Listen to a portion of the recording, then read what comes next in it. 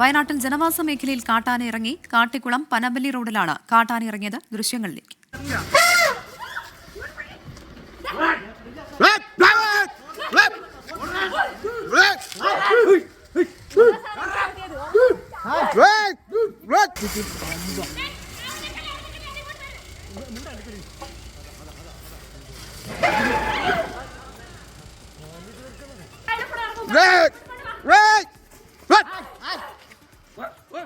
സുർജിത് അയ്യപ്പത്ത് ചേരുകയാണ് വിവരങ്ങളുമായി. സുർജിത്, പതിവായി ഈ റോഡിലേക്കൊക്കെ ഇറങ്ങാറുള്ള ഒരു ആനയാണോ? അക്രമാസക്തനാണെന്ന് ദൃശ്യങ്ങളിൽ നിന്ന് മനസ്സിലാകുന്നുണ്ട്.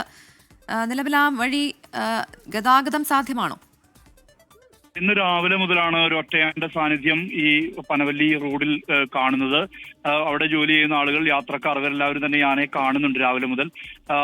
ഇതിനിടയിലാണ് ആന ആക്രമണാസക്തൻ എന്നുള്ള തരത്തിലേക്ക് തന്നെ മാറിയത്. ഒരു സ്കൂട്ടി തട്ടിയിട്ടു. അതോടൊപ്പം തന്നെ ഈ താഴെ ഒരു കൊല്ലിയിൽ ഇഞ്ചി കർഷകർ അവിടെ ജോലി ചെയ്യുന്നുണ്ടായിരുന്നു. ആ ജോലി ചെയ്യുന്ന ഒരാൾ അത്ഭുതകരമായാണ് ആനയുടെ ആക്രമണത്തിൽ നിന്ന് രക്ഷപ്പെട്ടത്. അത്തരത്തിലൊരു സാഹചര്യം കൂടി ഉണ്ടായിരുന്നു. മാത്രമല്ല, ഈ ആന പലപ്പോഴും റോഡിലേക്കൊക്കെ ഇറങ്ങി വന്ന് വലിയ അലോസരം സൃഷ്ടിക്കുന്ന പരിസ്ഥിതിയിലേക്ക് കാര്യങ്ങൾ മാറി. നാട്ടുകാരെല്ലാം തന്നെ ഇപ്പോൾ വനംവകുപ്പ് ഉദ്യോഗസ്ഥരെ വിവരമറിയിച്ച് വനംവകുപ്പ് ഉദ്യോഗസ്ഥർ സ്ഥലത്തെത്തിയിട്ടുണ്ട്.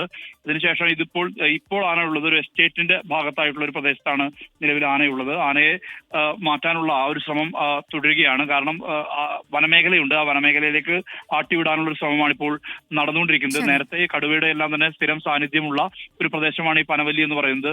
അവിടെ നിന്നൊരു കടുവയെ നേരത്തെ പിടികൂടിയ അനുഭവം ഉണ്ടായിട്ടുണ്ട്. എന്തായാലും ആ ഒരു പ്രദേശത്ത് തന്നെയാണ്, അതിനോട് ചേർന്നുള്ള പ്രദേശമാണ് ഈ കപ്പക്കണ്ടി എന്ന് പറയുന്നത്.